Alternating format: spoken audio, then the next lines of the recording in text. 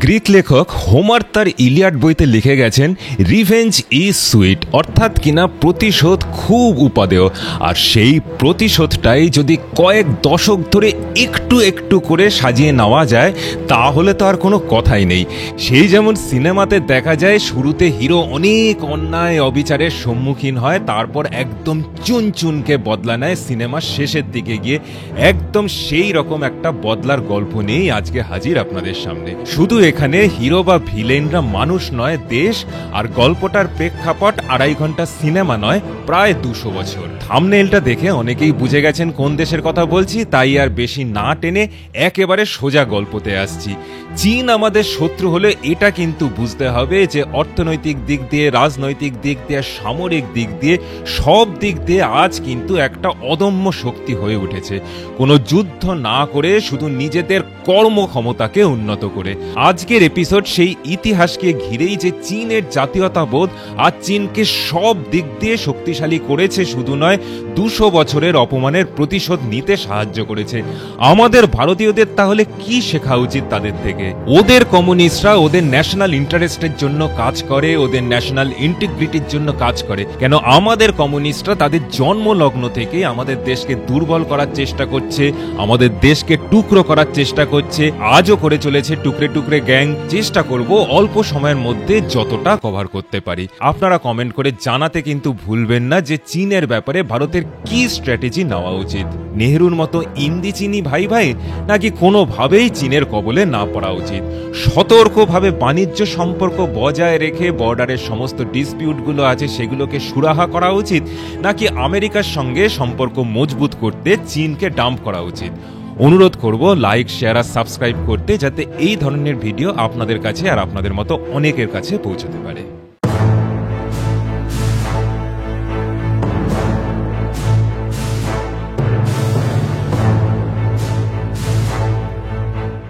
গত সপ্তাহে সারা পৃথিবীর যে কোনো সংবাদ মাধ্যমে যেই ছবিটা সবচেয়ে বেশি আলোড়ন ফেলেছে সেটা হলো চীনের তিয়ানজিনে সদ্য অনুষ্ঠিত হওয়া সাংহাই কর্পোরেশন অর্গানাইজেশনে ভারতের নরেন্দ্র মোদী, রাশিয়ার ভ্লাদিমির পুতিন আর চীনের শি জিনপিং, এই 3 রাষ্ট্রপ্রধানের বনভূমি। বলতে গেলে একদম 3 ইয়ারই কথা। ওয়াশিংটনের ওভাল অফিসে এত জ্বলুনি হয়েছে যে বার্নলও নাকি কম পড়ে গেছে। এর কিছুদিন আগেই মোদি নাকি ট্রাম্পের ফোন কল পর্যন্ত রিসিভ করেনি 4 বার। তারপরে এসসিও সামিটে এই ফটো দেখে আর চোখের জল রাখতে পারেনি ট্রাম্প। যাই হোক, ট্রাম্পকে নিয়ে আজকের প্রতিবেদন নয়। উনি সোমবার কি বলেন তার সঙ্গে মঙ্গলবার কি বলেন তার কোনো সম্পর্ক নেই। আর সপ্তাহ শেষ আসতে আসতে উনি আবার কোন ইস্যুতে কোন দেশের পেছনে লাগবেন সেটাও বলা যায় না। ইউএস যখন তাদের বিদেশ নীতিকে রিয়েলিটি শো কি স্ট্যান্ড আপ কমেডির মতো একটা খোরাকি জায়গাতে নিয়ে গেছে, তখন কিন্তু আস্তে আস্তে প্রতিশোধের জাল বিছিয়ে দিচ্ছে চীন, খুব সুচারুভাবে। ইউকে, ইউরোপ, জাপান সবাই বলতে গেলে খাবি খাচ্ছে। চীনের সঙ্গে ভারতের বন্ধুত্ব করা কি উচিত, বিশেষত ডোকলাম কি গালওয়ান ভ্যালিতে চীন যা করেছে, বা অপারেশন সিন্দুরের সময় পাকিস্তানকে যেভাবে সাহায্য করেছে তারপরও চীনকে কি বিশ্বাস করা যায়, ইত্যাদি ইত্যাদি নানা রকমের প্রশ্ন ঝুলে আছে, যার উত্তর এই মোমেন্টে কারোর কাছেই নেই। আজ সেটাও বিষয় নয়। বিষয় হলো আজ থেকে প্রায় 250 বছর আগে শুরু হওয়া এক অপমানের প্রতিশোধ চীন আজ কিভাবে নিচ্ছে। ইংলিশে একটা কথা আছে, স্টকহোম সিনড্রোম, মানে যেখানে একজন ব্যক্তি যার দ্বারা কিডন্যাপড হয় সেই কিডন্যাপারের প্রতি একখানা মানসিক অ্যাটাচমেন্ট ফিল করে। সেটা যে নিজেদের পক্ষে বিপজ্জনক সেটাও বুঝতে পারে না। স্টকহোমের একটা ব্যাংক ডাকাতির সময় এই ঘটনাটা ঘটেছিল। আমার নিজস্ব মতামত যে আমরা ভারতীয়রা না একটা এরকম স্টকহোম সিনড্রোমে ভুগি, যেখানে আমরা বহিরাগত আরবরা বা ব্রিটিশদের প্রতি একখানা ক্লোজনেস ফিল করি, ওদেরকে, ওদের সংস্কৃতিকে গ্রেট ভাবি, যেখানে ওরা আমাদের দেশে গণহত্যা, লুটপাট, ধর্ষণ চালিয়েছে হাজার হাজার বছর ধরে। আজ যেমন আমেরিকা ভারতের ওপর দাদাগিরি করার চেষ্টা করছে, ঠিক সেই রকমই দাদাগিরির চেষ্টা শুধু নয়, একদম শতাব্দী ধরে চীনের ওপর করেছিল ব্রিটেন। কিন্তু চীন কিন্তু নিজেদের জাতির সেই অপমানের কথা ভোলেনি। চীনের ওপর এই দাদাগিরিতে ব্যবহার করা হয়েছিল পরাধীন ভারতকে, যার থেকেই সূত্রপাত অ্যাংলো চায়না ওপিয়াম ওয়ার। যেই ওপিয়াম মানে আফিংয়ের চাষ হতো আমাদের এই বাংলাতে। জোর করে বাংলার চাষিদের দিয়ে আফিং চাষ করানো হতো, আর সেটা হয়ে উঠেছিল ব্রিটেনের সেই সময় সবচেয়ে লাভজনক ব্যবসা। আপনাদের মধ্যে অনেকেই হয়তো পাবলো এসকোবারের নাম জানেন, যাকে পৃথিবীর সবচেয়ে বড় ড্রাগ লর্ড বলা হয়, কিন্তু আসলে ইতিহাসের সবচেয়ে বড় ড্রাগ লর্ড ছিলেন কুইন ভিক্টোরিয়া।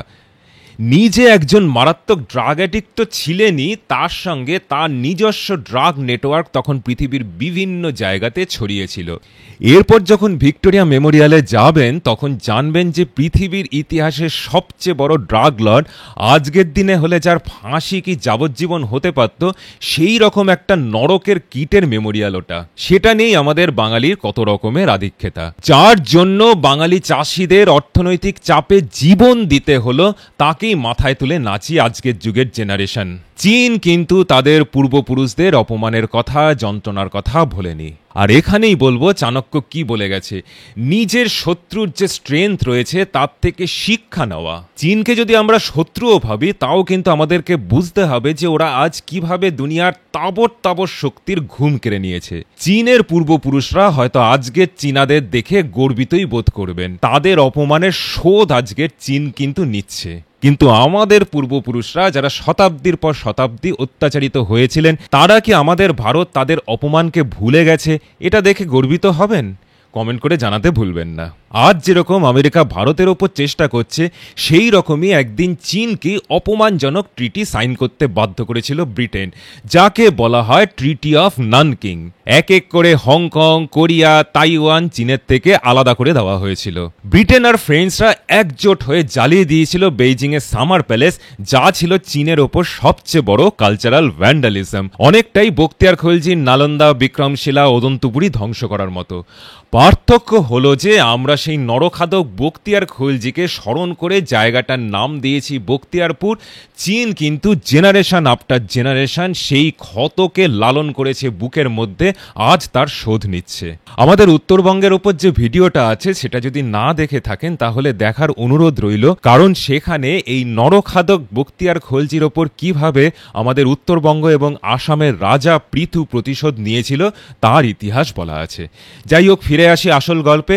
আমরা ভুলে গেল আজ ব্রিটেন সহ পুরো ইউরোপের অর্থনীতিকে নিজের কবলে নিয়ে এসছে চীন। Trade deal, technology, supply chain, এমনকি স্পাই নেটওয়ার্কেও চীন পৃথিবীকে ডিক্টেট করছে। আর বড়লোক হলেই প্রথমে লোকে যেটা করে হলো সেটা কুকুর পুষতে শুরু করে। চীনও সেই রকম পাকিস্তান, বাংলাদেশ, মার্ক্সবাদী কমিউনিস্ট পার্টি অফ ইন্ডিয়া এইরকম নানা জাতের কুকুর পুষছে। এসব কি করে হলো বুঝতে হলে ইতিহাসটা অল্প করে বুঝতে হবে। জানি ইতিহাস একটু বোরিং সাবজেক্ট, কিন্তু এই ইতিহাসটা যদি আমি না বলি তাহলে কিন্তু এই পার্সপেক্টিভটাই বোঝাতে পারবো না। জানেন কি, আজ যেরকম চীনের সাথে আমেরিকা সহ বিশ্বের বিভিন্ন দেশের যে ট্রেড ডিফিসিট, প্রায় সেই রকমই ট্রেড ডেফিসিট ছিল 19th সেঞ্চুরিতে ব্রিটেনের সাথে চীনের। মানে আজ যেরকম আমেরিকার ইলেকট্রনিক্স জিনিস থেকে শুরু করে কারখানার মেশিনপত্র, ঘরের আসবাবপত্র থেকে শুরু করে বাসনপত্র সবই চীনের তৈরি, কিন্তু আমেরিকা থেকে চীন খুব একটা বিশেষ জিনিসপত্র কেনে না। সেই রকমই 19th সেঞ্চুরিতে চীনের সিল্ক, চা, পোর্সেলিন ইত্যাদির জন্য ব্রিটেনের প্রচুর অর্থ ব্যয় হতো, কিন্তু চীন কিন্তু ব্রিটেনের থেকে প্রায় কিছুই কিনত না। চীন এবং ভারত দুই ছিল এক সময় ধনীতম সভ্যতা। সারা পৃথিবীর প্রায় 70% সম্পদই বলতে গেলে এই দুদেশের কাছে ছিল। এই দুই দেশের সম্পদের প্রধান কারণ ছিল ভারত মহাসাগর জুড়ে বাণিজ্যের একটা বিশাল এম্পায়ার। ভারতের দক্ষিণের চোল কিংডম, পান্ডিয়া কিংডম আর চীনের সং ডায়নেস্টি, মিং ডায়নেস্টি, এরা ভারত মহাসাগর দাপিয়ে বেড়াতো। এদের পাশে ইউরোপিয়ান নেভি বরাবর একেবারে একটা লিলিপুট ছিল। সময়টা ছিল 1000 শতক থেকে 1500 শতক পর্যন্ত, মানে প্রায় হাফ এ মিলেনিয়া। কিন্তু পরবর্তীকালে ভারতের বিজয়নগর ডায়নেস্টি খুব বড় হলো, এই নেভির ওপর জোর দেওয়াটা কমিয়ে দিয়েছিল। ওদিকে চীনের মিং ডায়নেস্টি শেষ দিকে অন্তর্দ্বন্দ্বের কারণে তাদের নেভিও দুর্বল হয়ে পড়ে। সেই যে শূন্য স্থানটা তৈরি হলো তাতে ইউরোপিয়ানরা এসে জায়গা দখল করলো। সময়টা 1500 শতক। প্রথমে পর্তুগিজরা, তারপরে স্প্যানিশ, ফ্রেঞ্চ, ডাচ ইত্যাদিরা এসে জাঁকিয়ে বসতে লাগলো চীনে এবং ভারতে। ব্রিটিশ ইস্ট ইন্ডিয়া কোম্পানি চীনে এসে উঠেছিল 1635-এ, কিন্তু চীনের কুইং ডায়নেস্টি এই ইউরোপীয়দের ব্যবসার ওপর অনেক ধরনের বিধিনিষেধ চাপিয়ে একটা সিস্টেম চালু করে যার নাম হলো ক্যান্টন সিস্টেম। এই কুইং ডাইনাস্টির অধীনে তখন আজকের চীন শুধু নয়, মঙ্গোলিয়া, কোরিয়া, তাইওয়ান, তিব্বত এবং রাশিয়ার অনেকটা অংশ ছিল। জাপানের সংস্কৃতিও ছিল চীন নির্ভর। জাপানিজ অ্যালফাবেট ছিল চাইনিজ স্ক্রিপ্টের উপর তৈরি, মানে বলতে গেলে সেন্ট্রাল এশিয়া থেকে শুরু করে পূর্ব আর দক্ষিণ পূর্ব এশিয়াতে তখন চীনের দাপট। কিন্তু নিজেদের সভ্যতা সংস্কৃতির ওপর এতটাই চীন গর্বিত ছিল যে আধুনিকতা বিমুখ হয়ে উঠেছিল। তাই যেই সামরিক শক্তিতে একদিন অদম্য ছিল চীন, তাতেই ইউরোপীয়দের থেকে পিছিয়ে পড়তে থাকলো। চীনের কুইং ডাইনেস্টি আধুনিক সামরিক সরঞ্জামের বদলে তরোয়ালের মতো পুরনো অস্ত্রতেই বিশ্বাস রাখত বেশি। ইকোনমি একদম তাগড়া ছিল, রাজনৈতিক দিক দিয়েও কোনো খামতি ছিল না, কিন্তু সামরিকভাবে দুর্বল হয়ে গিয়েছিল, যেটাই আগামী দিনে চীনের পতনের কারণ হয়। আমি আমার আরেকটা ভিডিওতে বলেছি যে রাজনৈতিক শক্তি, অর্থনৈতিক শক্তি এবং সামরিক শক্তি, এই তিনটে হার্ড পাওয়ারই দরকার একটা সুপার পাওয়ারের। একটিও যদি দুর্বল হয়ে যায় তাহলেই বিপদ। তো ব্রিটিশরা দেখলো যে তাদের সিন্ধুক দ্রুত গতিতে খালি হয়ে যাচ্ছে চীনের থেকে চা, সিল্ক ইত্যাদি কিনতে গিয়ে। ঠিক আজকে আমেরিকা, ইউরোপের যেই অবস্থা, তখন সেরকমটাই হাল হয়েছিল ব্রিটেনের। ওদিকে চীনের থেকে জিনিসপত্র না কিনেও উপায় নেই, তখন ব্রিটিশরা একদম মারাত্মক চাল চালল। ব্রিটিশরা চাইনিজ মার্চেন্টদের আফিং বেচতে শুরু করলো। এই আফিং এর চাষ হতো এই বাংলাতে। কলকাতার বন্দরে তখন আফিং নিলামে চড়িয়ে কড়া দামে বিক্রি করত ইস্ট ইন্ডিয়া কোম্পানি, আর সেই আফিং ছড়িয়ে পড়ত বিভিন্ন দিকে। চীনের সোসাইটিতে এর খুব খারাপ প্রভাব পড়তে থাকলে কুইং ডাইনেস্টি এর উপর কড়া পদক্ষেপ নিতে শুরু করে। প্রসঙ্গত চীনে একে মাদক বলা হতো, যেই কথাটার উৎস হলো সংস্কৃত, যার মানে হলো নেশার বস্তু। তো সেই মাদক বেচার জন্য ব্রিটিশরা চীনের ক্ষমতাশালী ব্যবসায়ীদেরকেও হাত করে নিল। এইভাবে আফিং স্মাগলিং আর কেনা বেচার একটা সলিড নেটওয়ার্ক বানিয়ে ফেললো ব্রিটিশরা চীনের বুকে। অনেকটা ওই নেটফ্লিক্সের মানি হেইস্ট সিরিজে যেরকম দেখা যায়, ঠিক সেই রকম। এই সময়টা বলছি 18th সেঞ্চুরির শেষ দিকে, যখন এই আফিং এর নেশা করিয়ে ব্রিটিশরা প্রচুর অর্থ উপার্জন করতে শুরু করলো আর চীনের সমাজকে ধ্বংসের দিকে টেনে নিয়ে যেতে থাকলো। 19th সেঞ্চুরির শুরুর দিকে আমেরিকানরা তুর্কি থেকে সস্তার আফিং নিয়ে এসে বেচতে শুরু করলো, যার ফলে আফিং আরও সহজলভ্য হয়ে উঠল। কুইং সম্রাটদের বহু প্রচেষ্টা সত্ত্বেও এই এপিডেমিক বন্ধ করা যাচ্ছিল না, কারণ চীনের ব্যবসায়ীরাও এর থেকে প্রচুর লাভ করত। যেই পুলিশের দায়িত্ব ছিল এগুলো আটকানোর আর বাজেয়াপ্ত করার, তারাই ঘুষ খেয়ে ব্রিটিশদের সাহায্য করতে শুরু করলো। একদিকে বাংলার লোকজন 76-এর মন্বন্তরের মতো দুর্ভিক্ষতে মারা যাচ্ছে, অপরদিকে ব্রিটিশ কোম্পানির লোকজন জোর করে বাংলা চাষিদের দিয়ে আফিং চাষ করিয়ে সেই আফিং স্মাগলিং করে চীনে নিয়ে গিয়ে নিজেদের সিন্ধুক ভরাতে থাকলো। আজকের আমেরিকা যেরকম ভারতের বাজার দখল করতে চাইছে, ঠিক সেই রকম ভাবে সেই দিনও ব্রিটিশ, ডাচ, আমেরিকান, রাশিয়ান সবাই চীনের বাজার দখল করার জন্য কুইং ডাইনেস্টির ওপর একদিকে যেমন চাপ সৃষ্টি করতে থাকলো, অপর দিকে আফিং এর নেশাতে বুঁদ হয়ে গেল প্রায় চীনের 1/3 জনসংখ্যা। এমনকি রাজবংশের লোকজনও এই নেশার বাইরে ছিল না। আর এই ড্রাগ নেটওয়ার্কের একদম টপে ছিল ব্রিটেনের কুইন ভিক্টোরিয়া। উপায় না দেখে কুইং সম্রাট লিন জেক্সুকে নিয়োগ করে আফিং এর ব্যবসা শেষ করবার জন্য।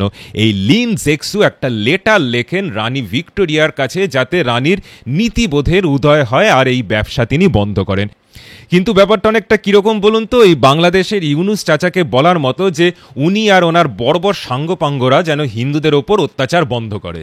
যেমন বাংলাদেশে হিন্দুদের ওপর অত্যাচার আরও দিনকে দিন বেড়েই চলেছে, ঠিক তেমনি হলো লিন জেক্সুর এই আবেদনে। কুইং ডাইনেস্টির এই আফিং এর ওপর রেস্ট্রিকশনে রানী ভিক্টোরিয়া অত্যন্ত ক্ষেপে গিয়ে হাউস অব লর্ডসে তার অসন্তোষ ব্যক্ত করলেন। 1839-এ লিন জেক্সু 20,000 আফিং এর পেটি বাজেয়াপ্ত করে, যার মূল্য 20 লাখ ব্রিটিশ পাউন্ড।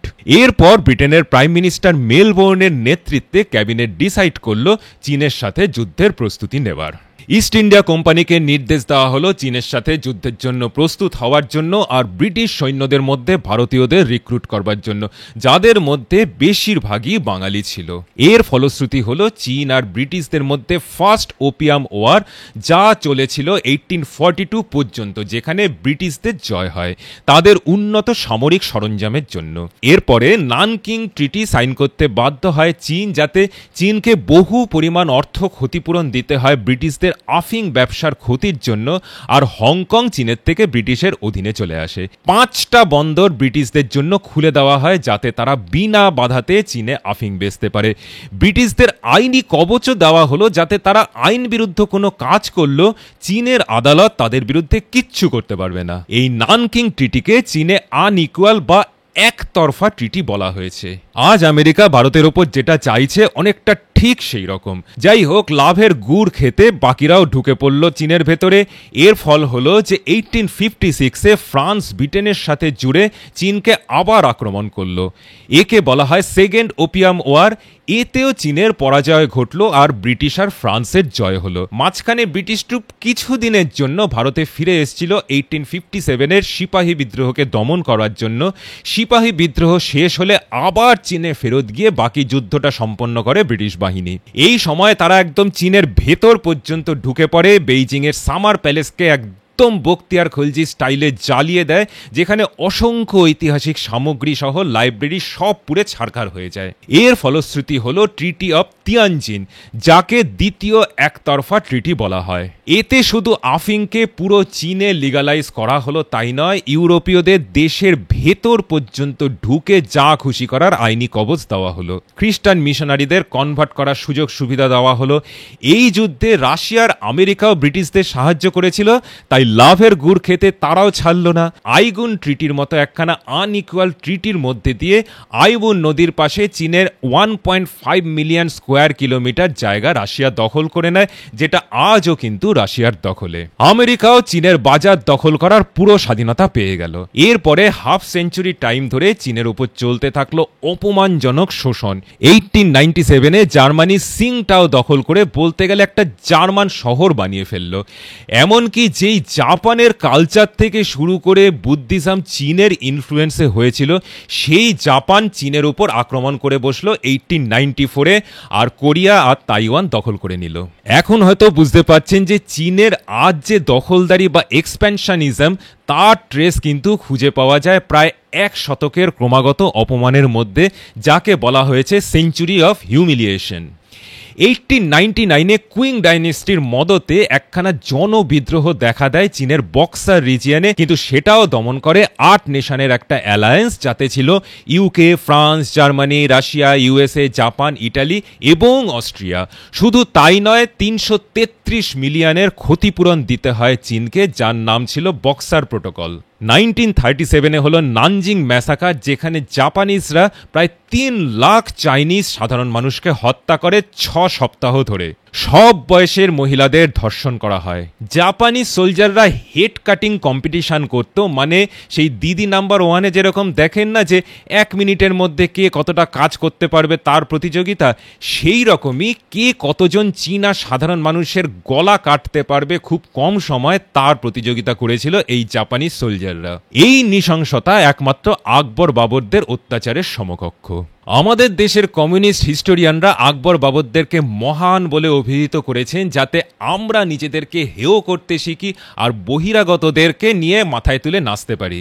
ওদের দেশের কমিউনিস্ট পার্টি কিন্তু এই সব অপমানের কথা ওদের ইতিহাস বইতে লিখে গেছে, যাতে তাদের মধ্যে জাতীয়তাবোধ জাগতে পারে। প্রায় 1 সেঞ্চুরির হিউমিলিয়েশনের পর 1945-এর পর থেকে ইউরোপিয়ান শক্তি আর জাপানিজ শক্তি এইগুলো দ্বিতীয় বিশ্বযুদ্ধের প্রভাবে দুর্বল হয়ে পড়ে, তখন চীনের উপর থেকে এদের প্রভাবটা কমতে থাকে। মানে অনেকটা যেই সময়তে ভারত স্বাধীন হলো, ঠিক সেই সময়তেই চীনের উপরেও বহিরাগতদের আধিপত্য বন্ধ হলো।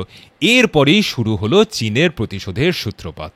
1949-এ মাও জেতুং এর নেতৃত্বে চীনের কমিউনিস্ট পার্টি একটা সিভিল ওয়ারের মধ্যে দিয়ে পুরো চীন দখল করে নেয়। যেই স্টেপগুলো চীন নেয় সেগুলো হলো পুরো চীনকে একত্রিত করা, যারা বিদেশি শক্তির হয়ে কাজ করেছিল তাদের পুরোপুরি ধ্বংস করা, land reform, agriculture, heavy industry ইত্যাদিকে সরকারের অধীনে আনা, ইত্যাদি যে কমিউনিস্টদের একদম পুরো টিপিক্যাল মেথডগুলো আছে, সমস্ত কিছু এক এক করে অ্যাপ্লাই করা হলো।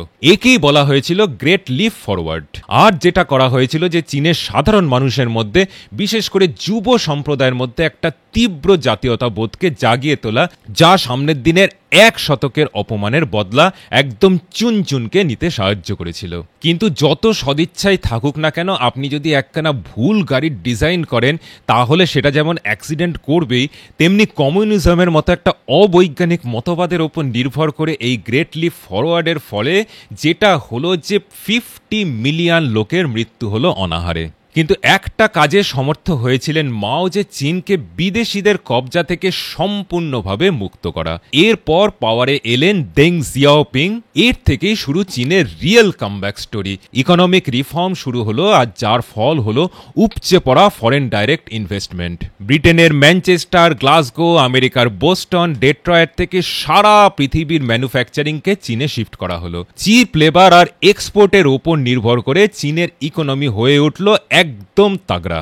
এর মধ্যে দিয়ে আমেরিকা, ইউরোপের টেকনোলজি এসে পৌঁছলো চীনে। সাথে সাথে নিজেদের সায়েন্স অ্যান্ড টেকনোলজি ডেভেলপমেন্টের ওপরেও জোর দেওয়া হলো।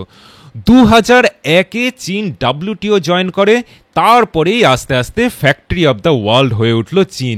2001-এ চীনের জিডিপি ছিল মেরে কেটে 1.3 ট্রিলিয়ন, আর তার 10 বছর মানে 2010-এ চীন দুনিয়ার সেকেন্ড লার্জেস্ট ইকোনমি হয়ে উঠল।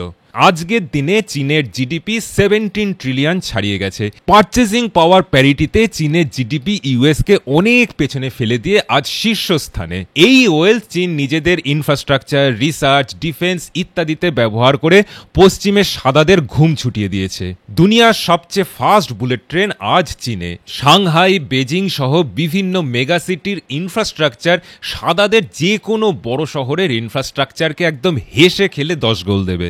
ব্যালিস্টিক মিসাইল, হাইপারসোনিক জেট ইত্যাদির জোরে আজ ইউএসকে চ্যালেঞ্জ করে ডিফেন্স স্ট্রেংথে দ্বিতীয় পজিশনে চীন। যাই হোক, এই লিস্টের কোনো শেষ নেই। আজ চীন রাজনৈতিক দিক দিয়ে, সামরিক দিক দিয়ে আর অর্থনৈতিক দিক দিয়ে একটা ডমিনেটিং পজিশনে পৌঁছে গেছে, যেটা হলো সেই সম্মিলিত অপমানের প্রতিশোধ। এক সময় একের পর এক একতরফা আনইকুয়াল ট্রিটিগুলোকে সাইন করতে বাধ্য হয়েছিল চীন। আর চীনের টার্মে ট্রেড ডিলগুলো সাইন করতে বাধ্য হচ্ছে পশ্চিমের দেশগুলো। ট্রাম্প সবসময় চীনের পলিসিকে আনফেয়ার বলে চেঁচায়। একদিন চীনকে যে আনফেয়ারনেসকে ফেস করতে হয়েছিল, তারপরে চীন আর আজ ওয়েস্টের এই হিপোক্রেসিকে একদমই পাত্তা দেয় না। আর এখানেই আমাদের শিক্ষা নেওয়া উচিত যে ক্ষমা তখনই পরম ধর্ম, যখন যে অন্যায় করেছে সে তার ভুল বুঝতে পেরেছে। নইলে ক্ষমা শুধু দুর্বলের অজুহাত হয়েই থেকে যায়। যেই দেশ একটা সুপার পাওয়ার হওয়ার স্বপ্ন দেখে, তার প্রতিটি নাগরিকের ভেতরে দরকার তীব্র একটা জাতীয়তাবোধ আর পূর্বপুরুষদের অপমানের প্রতিশোধ নেবার জন্য যে কোনো আত্মত্যাগে প্রস্তুত থাকা। সাথে যারা বিশ্বাসঘাতক আছে তাদেরকেও দরকার পথের কাঁটার মতো সরিয়ে ফেলা। আমাদের দেশ ভারত হয়তো কয়েক দশকে অনেক উন্নতি করেছে, কিন্তু এখনো অনেকটা পথ চলা বাকি আছে। দেশের ভেতরে এবং বাইরে শত্রুর কিন্তু শেষ নেই। ভারত কি পারবে আগামী দিনে শুধুমাত্র একটা রিজিওনাল পাওয়ার না থেকে বিশ্বের ডমিনেটিং পাওয়ার হয়ে উঠতে? চীন আজকে ঠিক যেরকমভাবে হতে পেরেছে। আপনাদের কি মনে হয় সেটা কিন্তু কমেন্ট করে জানাতে একদম ভুলবেন না। আজকের মতো এইটুকুই। ফিরে আসবো আবার অন্য টপিক নিয়ে, সাথে আমাদের অ্যানালিসিস নিয়ে। যেতে যেতে অনুরোধ করব, যদি এপিসোডটি ভালো লাগে তাহলে কিন্তু লাইক, শেয়ার আর সাবস্ক্রাইব করতে ভুলবেন না। নমস্কার, ভালো থাকবেন।